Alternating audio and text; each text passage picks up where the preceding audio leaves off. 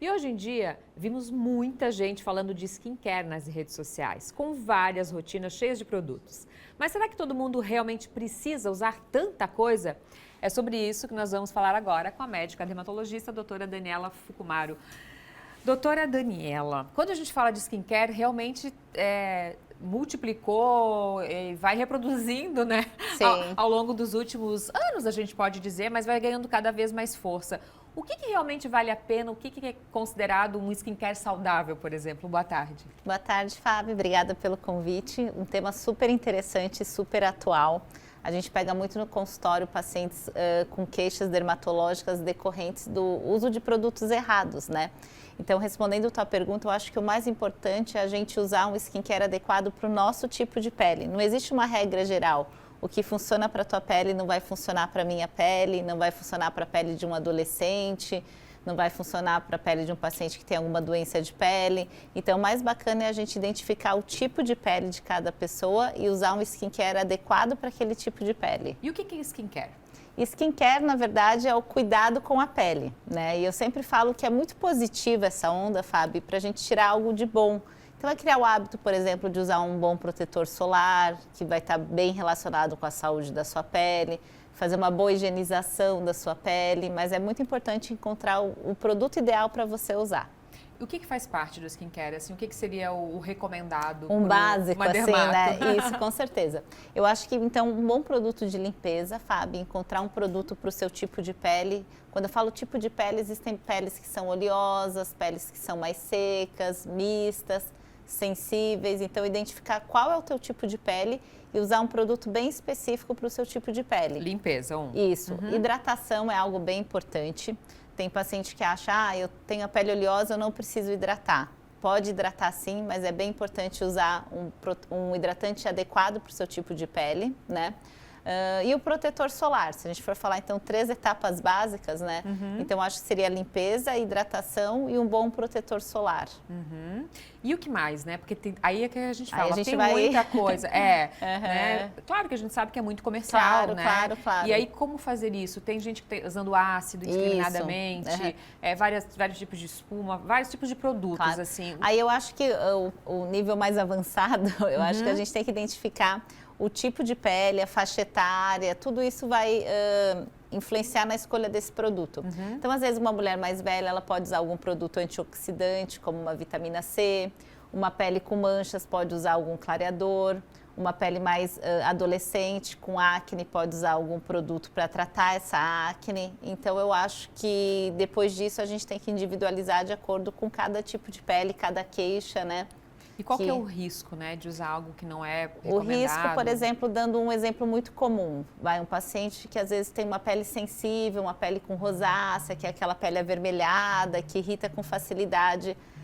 Ele pode ver na rede social um ácido que uma pessoa está usando, querer usar aquele ácido e, por exemplo, provocar uma irritação, né? Então, às vezes, o que funciona para a tua pele não vai funcionar para a minha, né? Tá. Então, além de não ajudar, pode muitas vezes acabar irritando, causando algum tipo de dermatite, indo para alguns outros tipos de problema.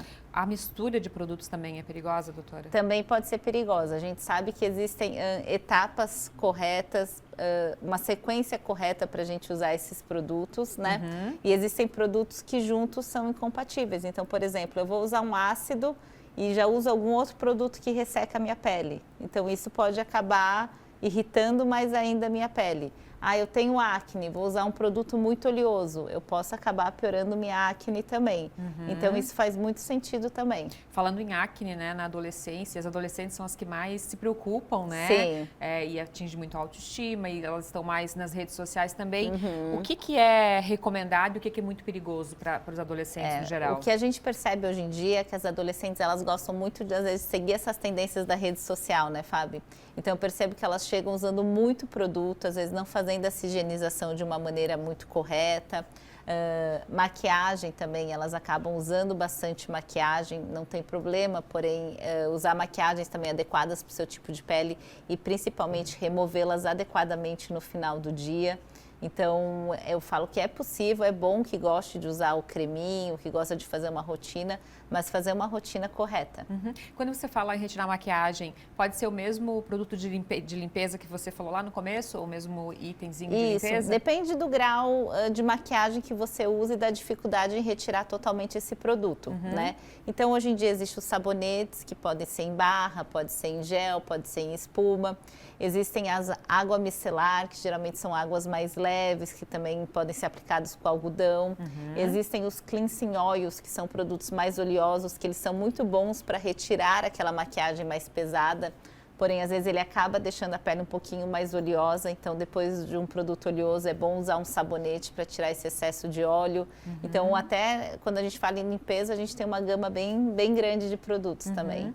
Vamos falar de um skincare para uma mulher madura, que é a grande parte da nossa audiência aqui, né? Que aí você falou que pode usar uma vitamina e tal. Qual que seria a sequência correta e que poderia abranger quase todas nós, que a gente sabe que é difícil recomendar assim, né? Com certeza. Mas o que seria legal? Uma regra geral, assim, no nosso skincare, sempre o protetor solar é o último produto a ser aplicado, tá? O protetor solar, ele só vai abaixo da maquiagem. Então, acho que isso já é uma boa dica. Finaliza com protetor solar, né? É sempre bom ver o ativo que você vai usar como entidade, se ele é fotossensível ou não, ou seja, se você pode usar e ir para o sol ou não, tá? Geralmente, alguns tipos de ácidos, alguns clareadores, é melhor usar à noite, tá?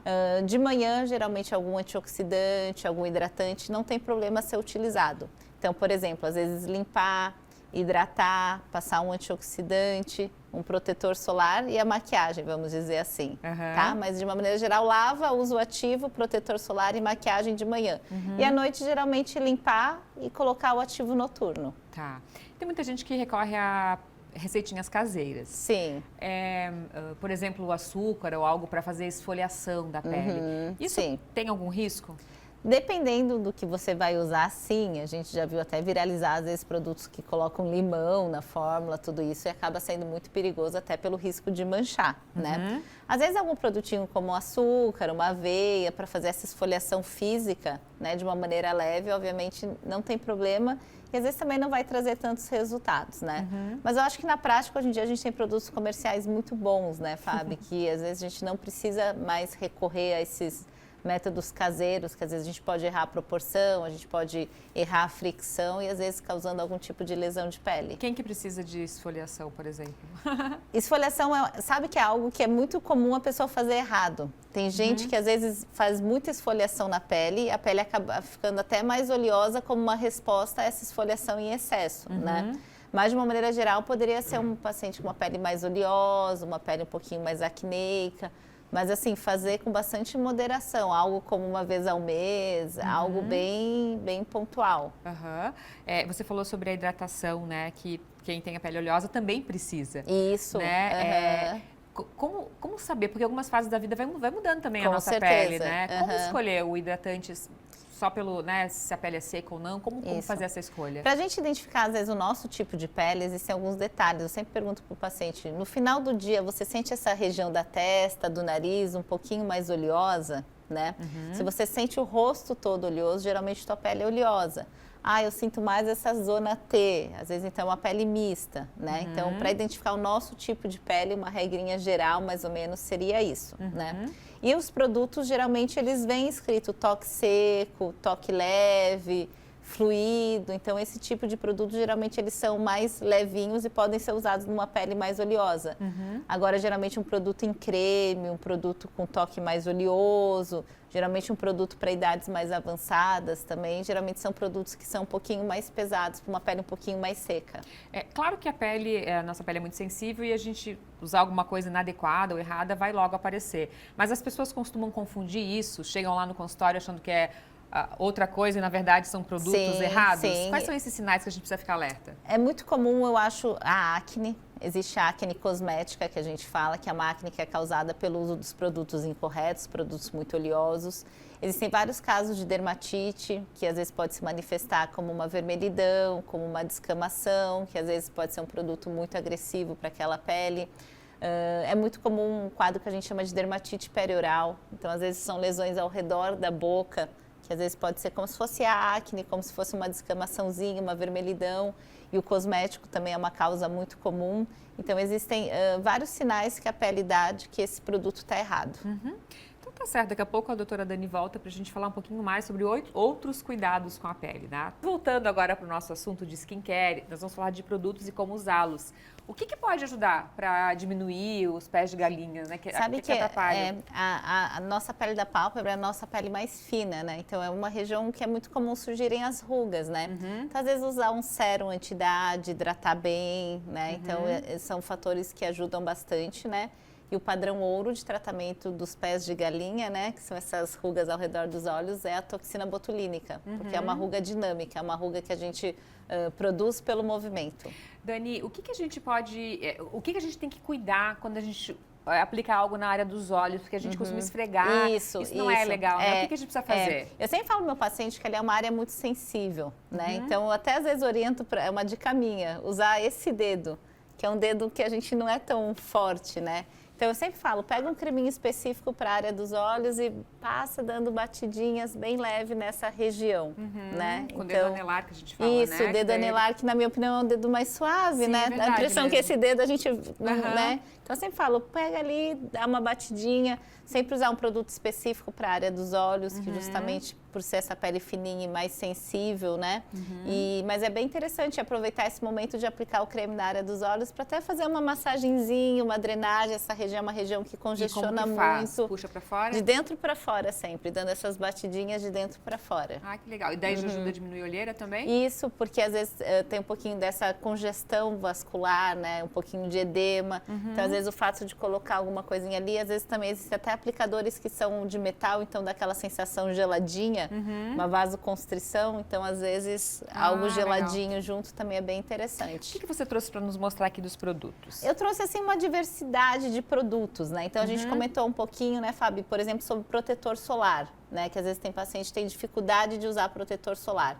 Então, eu trouxe aqui várias maneiras de aplicar. Então, por exemplo, hoje em dia é muito comum o protetor em bastão. Prático, que é né? prático, é fácil de carregar, então você pode aplicar onde você estiver, né? Sem sujar as mãos. Existe protetor também, às vezes que ele é mais fluidinho, vou até mostrar aqui na minha mão. Então, que a gente pode, às vezes, até usar como se fosse a nossa própria base, né? Que aí ele já cobre uma imperfeição. Já faz então, dois trabalhos. Isso, então, aí que eu digo que às vezes, não consigo usar o protetor solar. Então, às vezes, é o tipo de produto que você está utilizando. Então, existem diversas maneiras de se entregar o mesmo produto, né? O próprio creme, por exemplo, né, Fábio? Então, aqui, por exemplo, a gente vem para um creme que ele... Esse qual é a finalidade? Esse daqui ele é um hidratante. Ah, tá. Então, ele vem na forma de um creme, tá?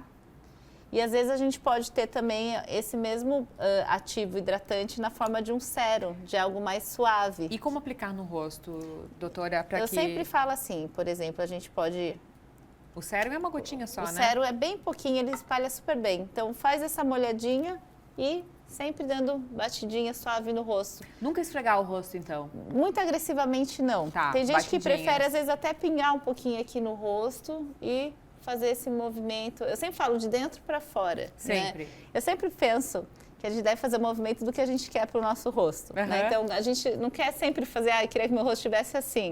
Então, faça esse movimento de dentro para fora, levantando um pouquinho, né? E aí, esses produtos, eles permitem que você consiga espalhar, né? Então, você pega, você vai aplicando, né? Cuidar, nem todo produto, às vezes a gente consegue ir muito perto da região dos olhos, às vezes cantinho do nariz, cantinho da boca, principalmente às vezes produto que deposita ou produto que tem ácido. Então, às vezes essas regiões a gente tem que ter um cuidadozinho maior. Entendi. Tá? Mas, de uma maneira geral, eu sempre falo que o nosso autocuidado é um momento nosso, né, Fábio? Então, aproveitar para se massagear, né? Ter esse momento bem gostoso.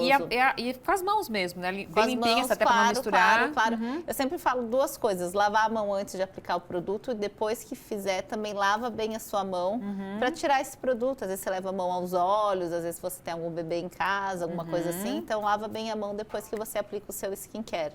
E às vezes existem etapas, né, Fábio? Isso também é bem interessante falar. Então, por exemplo, de manhã eu vou passar o meu hidratante e por cima o protetor solar.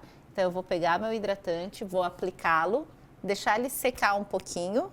E aí já venho logo depois com o meu protetor e aplico por cima. Então Tá. esse tempinho da secagem do produto eu acho também uma dica bem interessante.